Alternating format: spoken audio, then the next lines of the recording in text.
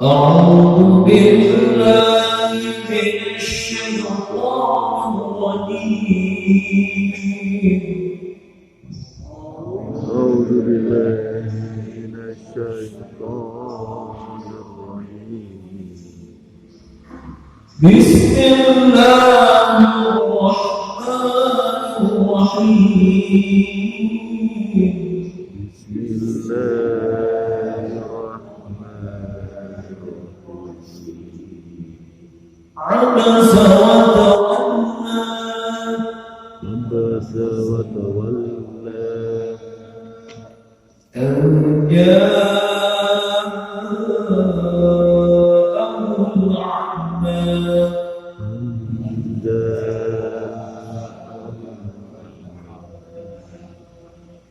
وما يدريك لعله يزكى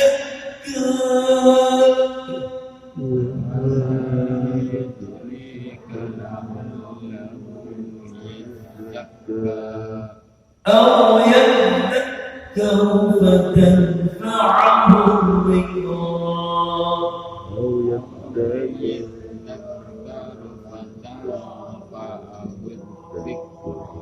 أما من استغنى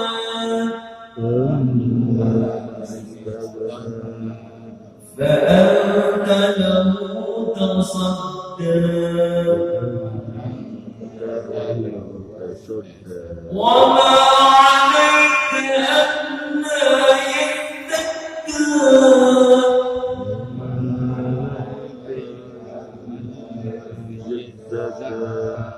وأما من جاءك يسعى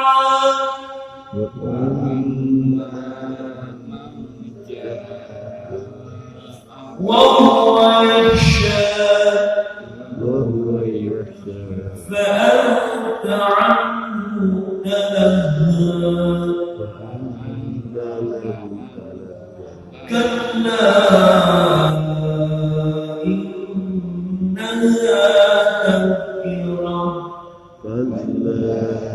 إنها تذكرة صدق الله العظيم.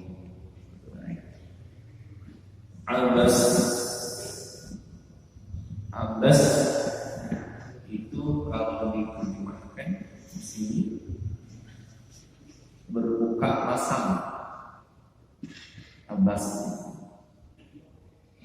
Jadi begini.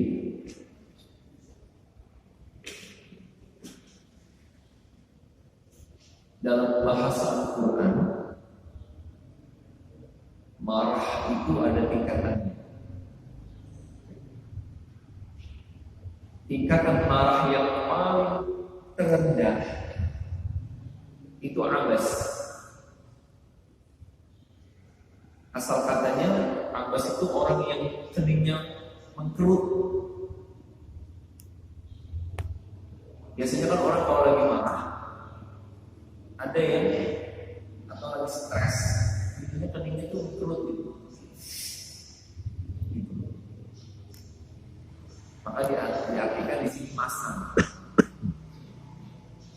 Ada yang lebih tinggi level marahnya, namanya kalih.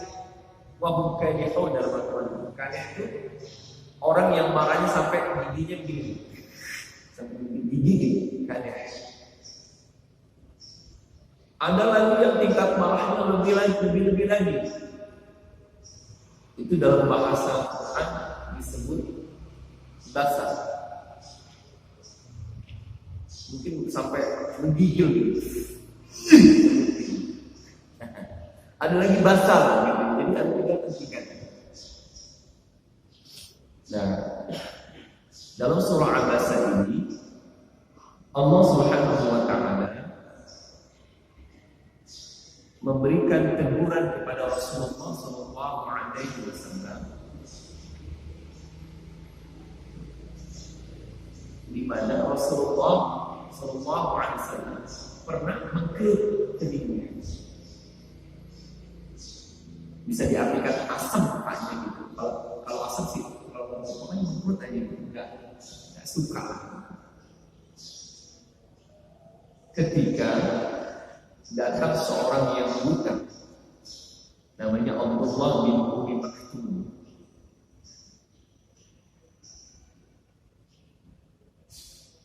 Banyak riwayat tentang asbabun nuzul surah ini, tetapi yang paling muhtamad cerita tentang yang diriwayatkan oleh Aisyah istri Rasulullah SAW, yang diriwayatkan oleh Imam Tirmidzi. Jadi dramanya begini. Dulu ketika awal-awal Rasulullah berdakwah, itu kan sembunyi-sembunyi, karena intimidasi orang-orang kafir Quraisy yang luar biasa. Ketika Rasulullah SAW sudah mulai berdakwah secara terang-terangan, maka perlakuan mereka orang-orang kafir Quraisy kepada Rasulullah dan para sahabat semakin meningkat, semakin menjadi-jadi. Ada sahabat yang di mukanya disetrika, ada yang sahabat yang seperti sahabat Ammar ditusuk kemaluannya, ada sahabat yang seperti Bilal. Luar biasa penyiksaan.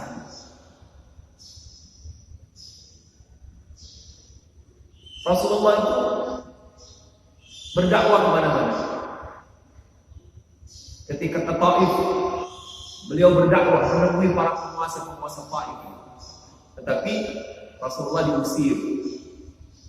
Bahkan ketika pemuka-pemuka Quraisy sedang melaksanakan ibadah haji, dulu ada haji juga, cuma beda syariatnya. Rasulullah menyempatkan untuk berdakwah.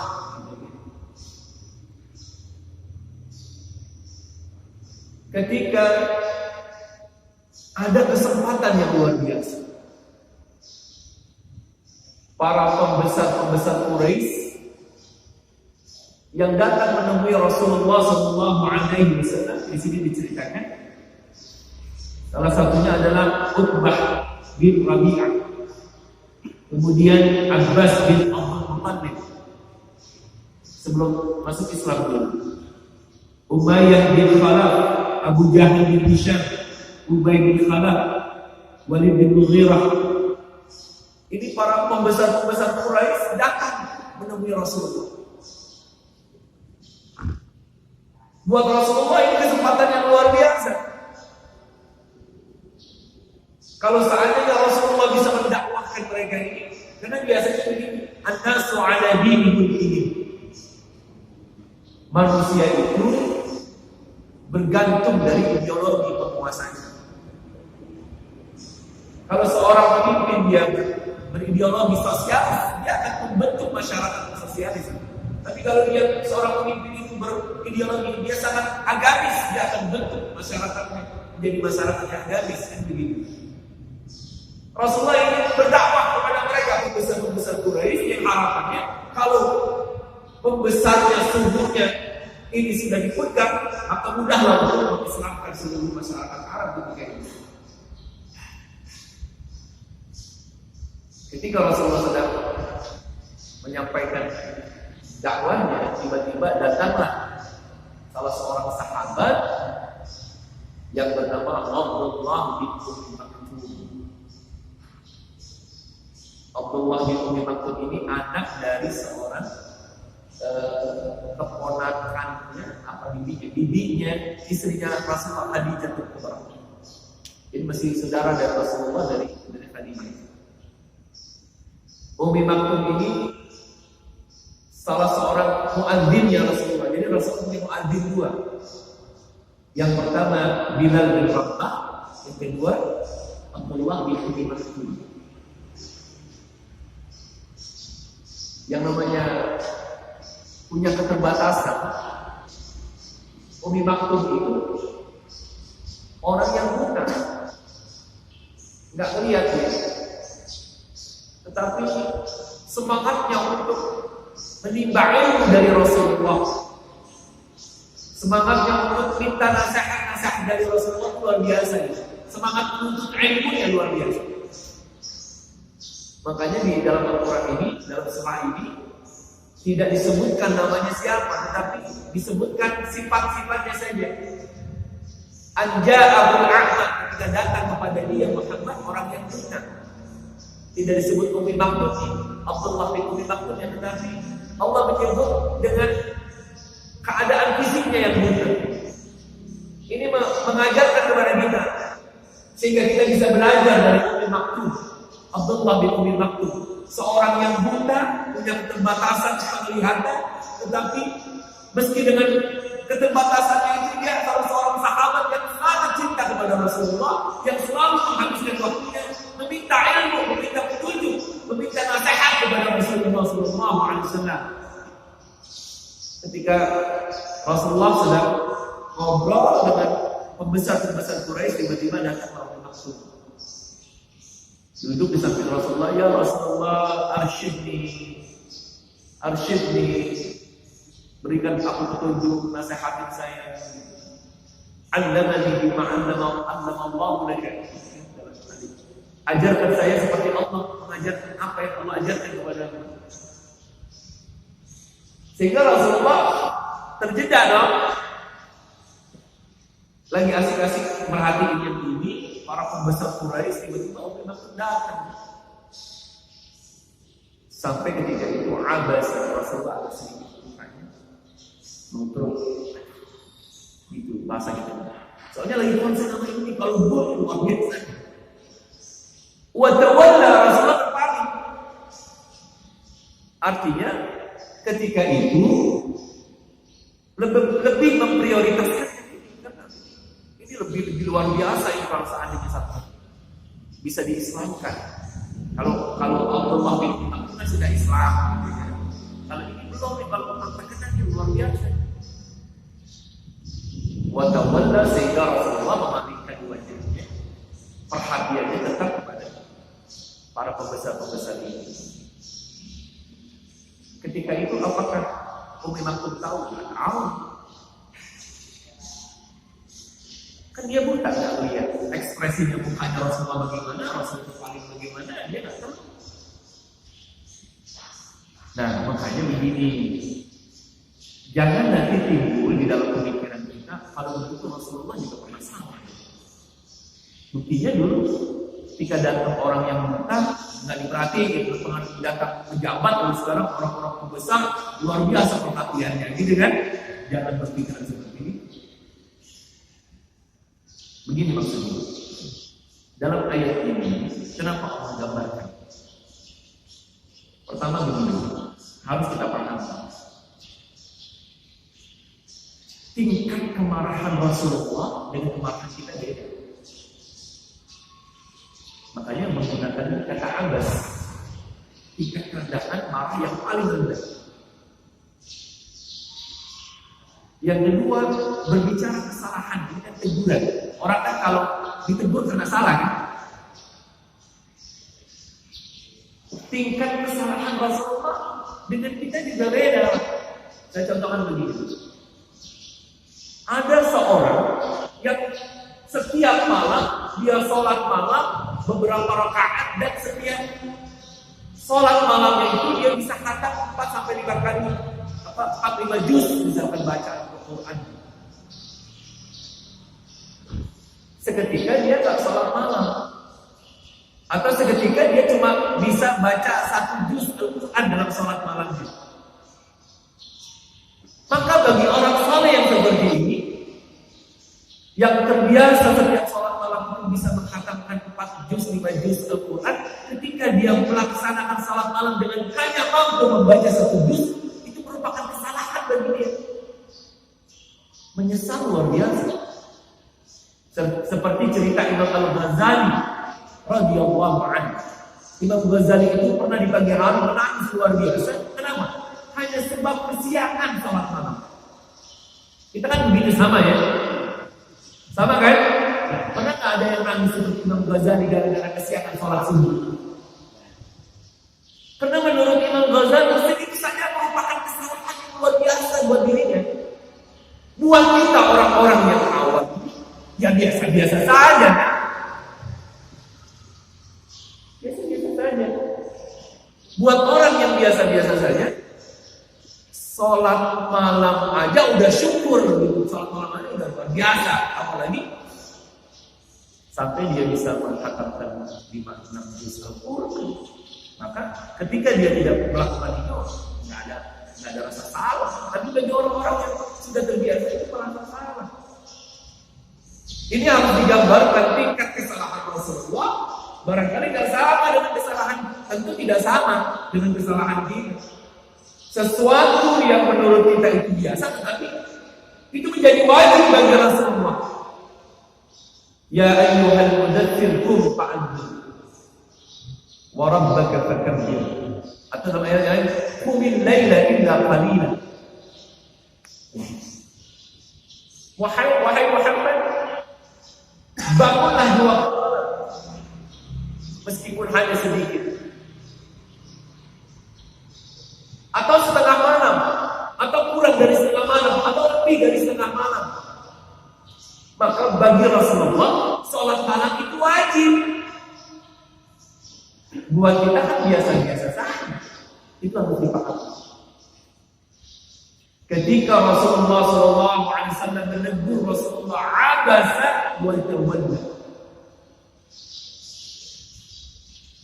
Dia yang berbuka masa, dia yang berpaling. Anja'ahul a'ma, ketika datang kepadanya orang yang buta, yaitu Abdullah bin Umi Maktum. Hadis kalian yang dirahmati Allah, coba kita perhatikan ayat ini. Al-Quran itu wahyu yang diturunkan kepada Rasulullah SAW.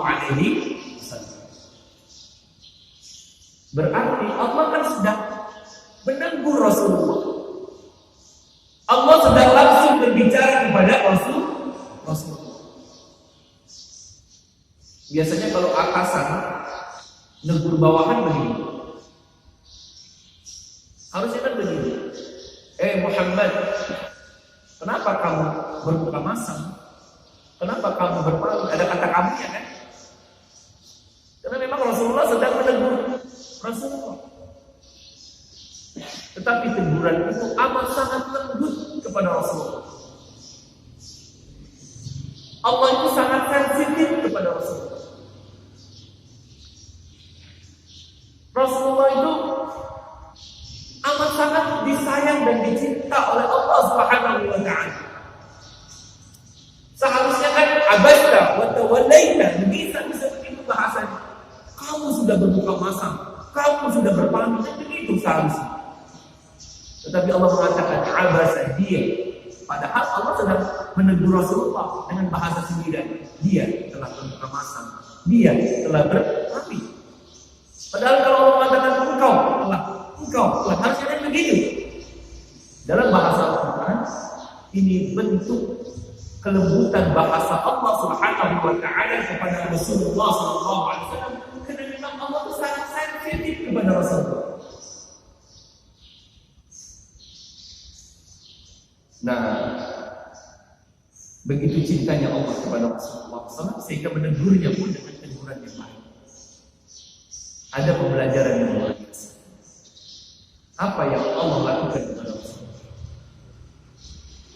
Kalau kita menegur, setelah Allah menegur Rasulullah dengan teguran-teguran yang baik, dengan bahasa-bahasa yang santun, dengan bahasa-bahasa yang lembut, seperti itu Allah menegur Rasulullah SAW.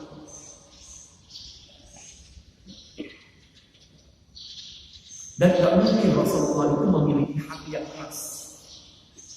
Kalaupun Rasulullah itu marahnya Rasulullah itu barangkali tidak seberapa kan? Itu kan strategi perangnya sudah diatur oleh Rasulullah. Ada sebagian yang di Bukit Jabal Rahmat, itu para pemanah-pemanah yang ada di atas. Ada di atas, dia fungsinya memanah yang di bawah. Ada yang ditangkap oleh Rasulullah dan dia tempur di depan. Rasulullah berpesan jangan ada yang meninggalkan posisinya masing-masing. Nah, ketika pasukan kafir ini sudah kalah, kemudian banyak harta rampasannya, padahal itu strategi orang-orang kafir. Dia pura-pura kalah, akhirnya dia kabur. Ini membuat pasukan-pasukan yang ada di atas pemanah itu tergiur nih. Wah, udah pergi. Wah, banyak harta rampasannya. Turun, semua kepada turun. Mau mengambil harta rampasan itu. Padahal itu strategi kafir untuk membuat kecoh pasukan Rasulullah ketika itu. Mereka tidak sam'an wa ta'atan, tidak mematuhi perintah Rasulullah. Akhirnya semua yang dari Bani Kuraman itu turun. Ketika kaum muslimin sedang mengusir harta rampasan itu, mereka datang kembali menyerbu kaum muslimin, sehingga ketika itu ada 70 para syuhada yang gugur. Salah satunya adalah paman Rasulullah Hamzah. Sampai hatinya itu diambil sama hidung, dibelek dan dimakan sama hidung. Saking bencinya sama Hamzah. Apa Rasulullah marah?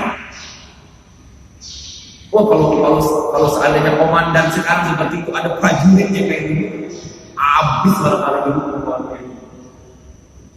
Tapi dalam Al-Quran digambarkan, فَبِمَا رَحْمَةٍ لِنْتَ لَهُمْ وَلَوْ كُنْتَ قَزًّا غَلِيظَ الْقَلْبِ لَانفَضُّوا مِنْ حَوْلِكَ. Dengan sebab rahmat Allah lembutkan hatimu, wahai Muhammad. Rasulullah tak marah. Kalau seandainya kau bersikap kasar dalam ucapan qazban, ghalizal qalbi, keras hati, lan faddu bil hawlik, barangkali mereka itu yang merasa salah akan kabur dari itu. Jadi seorang pemimpin itu harus punya dua, qazban, ghalizal qalbi, enggak boleh kasar mulut, enggak boleh kasar hati. Karena ada orang yang mulutnya halus tapi hatinya kasar, ada kan? Ada orang yang hatinya lembut tapi mulutnya kasar. Rasulullah tidak ada itu, tidak ada qazan, tidak ada ghalizal qalbi, hatinya lembut, ucapannya juga lembut. Sehingga para sahabat yang melakukan kesalahan pada waktu itu tidak merasa dihukumi oleh Rasulullah. Maka apa yang Allah ajarkan, fa'fu anhum, karena itu wahai Muhammad, maafkan mereka. Wastaghfir lahum, mintakan ampun kepada Allah agar Allah ampuni dosa-dosa mereka, karena dia tidak mau dengar ucapan Rasulullah. Fa'fu anhum wastaghfir lahum wasawirhum fil amr. Kemudian bermusyawarahlah kamu kepada mereka. Artinya bikin strategi baru, bikin evaluasi. Kenapa ini bisa terjadi? Kenapa ini bisa terjadi? Seperti itu kelembutan hatinya Rasulullah. Ketika ada kata abaza wa tawalla, Rasulullah berupa masam, Rasulullah itu berpaling. Jangan ada sedikit pun di hati kita menggambarkan Rasulullah juga manusia biasa, pasti dia tahu. Jangan seperti itu. Teguran Allah kepada Rasulullah SAW itu dengan teguran-teguran yang bagus. Allah nggak pernah negur Rasulullah itu dengan teguran-teguran yang kasar. Karena cintanya Allah Subhanahu wa Ta'ala kepada Rasulullah SAW. Seperti perang Tabuk ceritanya juga. Ketika Rasulullah mengizinkan para sahabat itu yang tidak ikut perang, Allah katakan, "Afallahu anka bima adzinta." Allah sudah maafkan kamu karena Engkau memberikan izin kepada mereka. Jadi begitu sayangnya Allah Subhanahu wa Ta'ala. Nah, ini satu teguran Allah kepada Rasulullah. Karena buat Rasulullah hal seperti itu satu kesalahan di mata Allah, bukan di mata manusia. Maka karena sayangnya dengan bahasa yang lembut, Allah Subhanahu wa Ta'ala dan Rasulullah abasa wa tawalla. Dia Muhammad yang berbuka masam, dia Muhammad lalu. Kita lanjutkan, anja'ahul a'ma, ketika datang kepada Rasulullah al-a'ma, seorang yang buta. Wa ma yudrika la'annahu yazzakka. Dan tahukah kamu wahai Muhammad, la'annahu, barangkali dia, siapa? Abdullah bin Ummi Maktum, yazzakka, ingin mensucikan diri. Jadi Muhammad, kamu kan gak tahu Abdullah bin Mas'ud itu datang ke Nabi, dia pengen nasihat.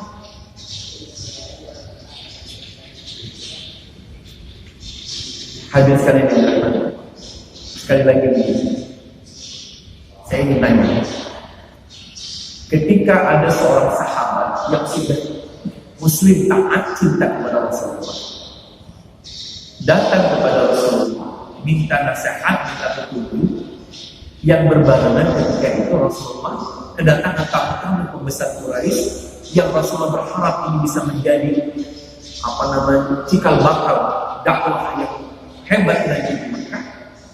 Saya tanya, apakah ini satu kesalahan pada diri Rasulullah? Kira-kira salah nggak kalau itu? Salah nggak kira-kira? Saya contohkan, saya misalkan nih, lagi banyak tamu, para pembesar-pembesar kafirin, orang-orang kafir, yang saya lagi berdakwah, ngajak dia supaya menjadi seorang Muslim. Harapan saya kalau dia udah Islam nanti pasti dia ngajak semua warganya, masyarakatnya. Tiba-tiba ada teman datang, pengen ngaji dong, sehingga saya kurang konsen kemarin. Konsennya lebih ke sini. Kira-kira salah nggak? Jadi jangan nanti berpikiran Rasulullah juga salah. Rasulullah itu maksud orang yang Allah pelihara, Allah jaga dari segala perbuatan-perbuatan dosa dan maksiat. Nggak salah Rasulullah.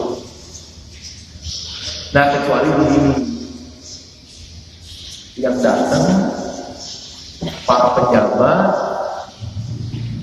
dia menawarkan kedudukan, misalnya lagi ngomongin bisnis, pernah orang kaya semua yang datang pejabat, datang orang susah, kemudian kita cuekin dia karena lagi asik ngomongin bisnis, atau dia merasa malu kalau seandainya ketika dia lagi bicara dengan orang-orang penting, orang pejabat, ada orang susah datang. Nah itu barangkali kalau begitu ketahuan banget matrenya gitu. Kalau ini kan bukan urusan dunia, urusan dakwah. Nah ini banyak sekarang. Kira-kira ini bisa nggak terjadi sama kita? Bisa nggak kira-kira? Kita datang 2 tamu nih, yang satu orang-orang top, jabat, orang kaya, teman-teman, yang satu mah ya orang susah gitu. Kira-kira bisa nggak terjadi apa itu? Yang ini kita cuekin aja gitu, lagi ini aja. Hah? Terkadang ada manusia yang seperti itu. Jadi kelas-kelas dalam status sosial ya memang harus begitu kali. Saya juga pernah tuh ngerasain mungkin. Jadi ketika kumpul semua para asatid, kan ada asatid yang juga kondang, ada yang kondangan biasanya. Nah, jadi ada tingkatan level bergaul, level main. Kalau yang sudah merasa levelnya nasional, udah dipublish di mana-mana, udah terkenal, udah kiai hebat, itu kayaknya nggak mau kalau dekat dengan kiai kampung gitu. Suka ada juga tuh, apa perasaan saya nih kan? Lebay gitu kan. Bapak-bapak kita nggak ngerasain. Jadi ada orang yang membedakan statusnya, duduk dengan siapa, dengan siapa. Jangan pernah menggambarkan Rasulullah seperti itu. Rasulullah itu dalam perawi itu tidak da'abul miskin fa'ajabahu mu'ajjalan. Rasulullah itu kalau diundang sama orang miskin, lari dia dulu. Nggak ditunda-tunda, nggak ada Rasulullah begitu. Saya takut nanti orang berpikir abasa wa tawalla, Rasulullah itu begitu, nggak begitu. Kan beda sama saya. Kalau yang undang kelihatannya ini mantap nih yang undang. undang tahlilan 100 kali, kira-kira yang undang orang pakai orang pejabat, orang kaya. Ini pasti nih apa namanya ini tentengannya kayaknya mantap ini, ada beras, sembako, amplopnya juga kayak tebel nih. Acara habis bisa jam 8, setengah 8 udah sampai. Masya Allah, yang datang ke bawahnya banyak banget. Pas dikirnya kenceng, blok, semangat. Pas yang meninggal orang susah, janda tua. Emang dia tahu kalau punya duit. Acara jam 8, setengah 9 bapak pada kumpul malas. Masya Allah. Zikir juga lah. Dia tahu ya, ada begitu. Pernah begitu nggak? Pernah nggak kita begitu? Pernah ya. Kalau begitu awal kita tahu batas dari nafsu. Rasulullah nggak pernah begitu. Idza da'ahu miskin fa'ajabahu mu'ajjalan. Kalau diundang oleh orang miskin, Rasul lari dulu. Artinya Rasulullah nggak pernah membedakan manusia dalam status sosial. Ini urusannya lain, abasa wa tawalla di sini. Rasulullah sedang konsep dalam urusan dakwah yang jauh lebih penting. Nanti kalau ada orang bilang, Rasulullah juga manusia biasa, ini penting. Karena orang buta dia dicuekin, nggak begitu hadir sekarang. Au yadzakkaru fatanfa'ahu dzikr. Atau dia ingin mendapatkan pengajaran, ingin diberikan peringatan. Fatanfa'ahu dzikr, maka peringatan itu bermanfaat buat diri. Di Umi Maktum itu orang yang datang kepada dia pengen ngaji, dia pengen belajar, dia pengen diingatkan, dan itu sesuatu yang bermanfaat buat diri. Amma man istaghna. Adapun orang-orang yang merasa dirinya kaya. Istaghna di sini diartikan orang-orang yang sombong. Orang-orang yang merasa dirinya hebat.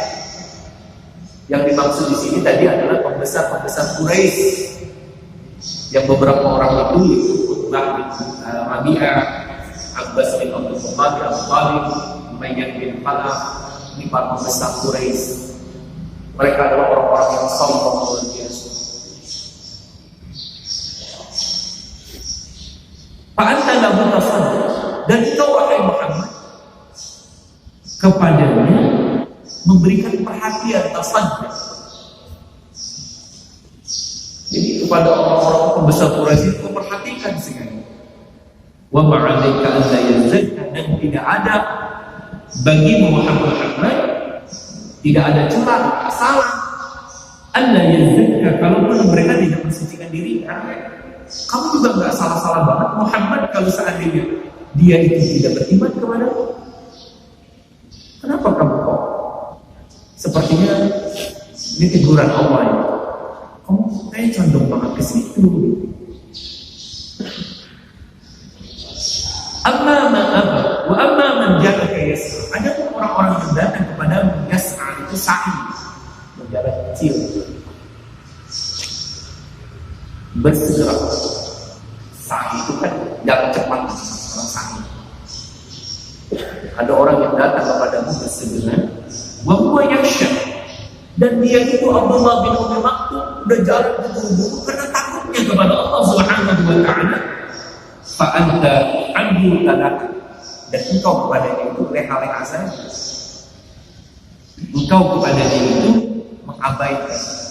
Kenapa begitu? Ujungnya nanti kala jangan begitu, wahai Muhammad.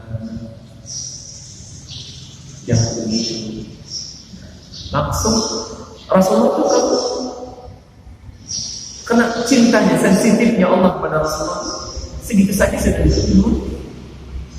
Karena seorang pemimpin umat itu harus betul-betul, dia nggak boleh condong orang, betul-betul dia itu harus menjadi rahmat dan rahmat seperti itu. Nah, jadi nanti kita lebih dalam ini bahwa Rasulullah SAW dalam drama cerita asbab nuzul surah ini, ketika Rasulullah SAW berdakwah kepada para pembesar-pembesar Quraisy, tiba-tiba ada seorang yang buta yang datang kepada Rasulullah. Dia minta diberikan nasihat dan diberikan petunjuk, yang namanya Abdullah bin Maktum. Ketika itu Rasulullah sedang paksa mendakwahi para pembesar Quraisy ini, sehingga membuat Rasulullah tidak terlalu memperhatikan dan mengabaikan Abdullah bin Maktum. Sehingga ketika itu langsunglah ditegur oleh Allah Subhanahu wa taala. Mudah-mudahan ini menjadi nasihat buat kita semua, bahwa sesungguhnya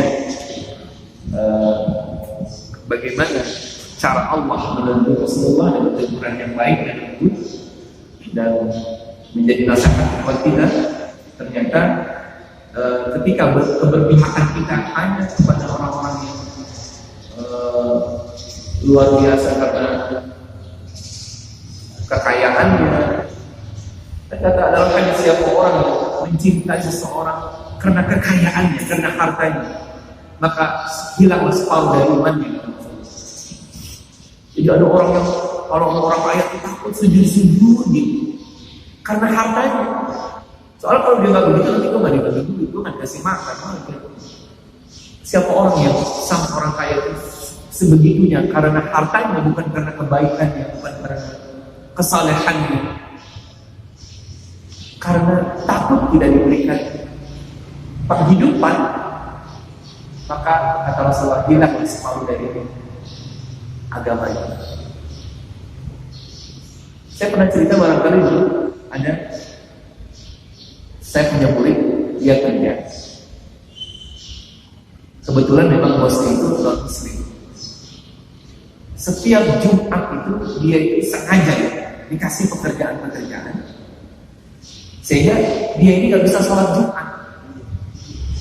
Itu jadi dia ini emang orang yang taat, orang saleh. Sekali dia ganti dengan sholat subuh, akhirnya resah hati, gelisah. Datanglah ke rumah, nanya gimana Ustaz. Posisinya udah enak, tetapi kendalanya itu ujian. Dia harus sengaja setiap Jumat itu dibikin sibuk supaya dia nggak bisa Jumat.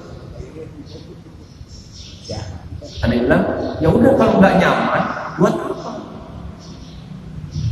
Mempertahankan karir, gaji yang cukup, tapi membuat kamu tuh jadi susah ibadah. Udah tinggalin aja. Akhirnya datang lagi ke rumah. Saat sudah kita kerja, yang barangkali penghasilannya nggak sebagus ketika posisi dia kerja di sini, tapi karena keyakinannya buat apa juga gitu. Insya Allah yang kasih rezeki berkah, insya Allah pasti ada jalan yang lain. Kalau orang yang imannya sedang posisi bagus, gaji cakep, dapat fasilitas, kalau dia seandainya keluar dari kerjaan itu, dia mikir 10 kali, tak gua bahkan apa, gua kerja apa, anak-anak bagaimana pendidikannya, nggak bakalan dilepas, walaupun konsekuensinya harus nggak sholat Jumat. Tapi kalau orang punya iman benar, tidak lebih baik yang tinggalkan pekerjaannya daripada pekerjaannya walaupun penghasilannya banyak itu nggak berkah. Jadi kalau ada orang takut dengan orang-orang kaya, takut dengan orang karena kekayaannya kayak tadi, kalau seandainya dia mengabdi, dia nggak akan makan, maka hilanglah kata Rasulullah separuh dari iman dari anak. Sampai di sini barangkali nanti kita lanjutkan bahasan kita mengenai anja'ul a'ma wa tadrikal a'ma. Ada yang perlu dibahas kira-kira? Ya, Fasoleh. Tadi ada tingkatan marah ya. Nah kalau ada hadisan lafaz yang saya jangan kau marah, maka itu untukmu gitu. Kalau tak dulu tingkatan marah yang mana kira-kira? Ghadab itu la taqwa boleh kerja dengan Rasul. Jelas, jangan marah. Maka kamu akan menjadi ahli syurga. Kalau kata ghadab itu tingkatan marah, fazan, ghalib, artinya kasar ucapan dan kasar hati dan perbuatan. Jadi kalau bicara ghadab itu marah yang ada pada masyarakat umum, marah-marahnya kita. Jadi kalau sudah disebut ghadab, itu bisa hati yang benci, hati yang iri, hati yang kasar, marah dengan ucapan, tidak sebutkan apa, tentang jobluk kagak nanya. Seandainya bersalaman pun tangannya berakitan dan Allah wakan kudusyak, tapi hatinya nggak akan pernah bersama. Nah kalau sudah ghadab itu kayak begitu. Orang kalau udah ghadab, marahnya udah marah semuanya, marah hatinya, marah ucapannya, marah perbuatannya, marah segala macam. Itu kata ghadab. Jadi kalau Abbas itu yang kesalahannya enggak inilah begini, cuma ya gitu. Yang menurut kita tuh biasa aja. Kita biasa aja. Bapak-bapak juga kita juga kan begitu. Ini ada teman, ini teman kita, teman akrab lama, dia baik dengan kita, tiba-tiba ada orang, ya pasti kan dia merhatiin dulu kan, ya begitu lah ya. Barangkali begitu. Jadi Rasulullah itu Abbas itu ya kesalahannya. Sebetulnya menurut kita bukan kesalahan. Ada lagi, jadi ghadab itu artinya orang udah ke semuanya secara umum. Sebelah sana ada, baik, kalau enggak cukup ya. Cukup. In uridu illa al-islah mastata'tu wa tawakkaltu ilayhi. Kita doa, baca doa kafaratul majalis. Subhanallah wa bihamdika asyhadu an la ilaha illa anta astaghfiruka wa atubu ilaik. Wa sallallahu ala sayyidina Muhammadin wa ala alihi wa sahbihi wasallam. Walhamdulillahi rabbil alamin. Allahumma waffiq ila kulli thariq. Hadallahu wa iyyakum.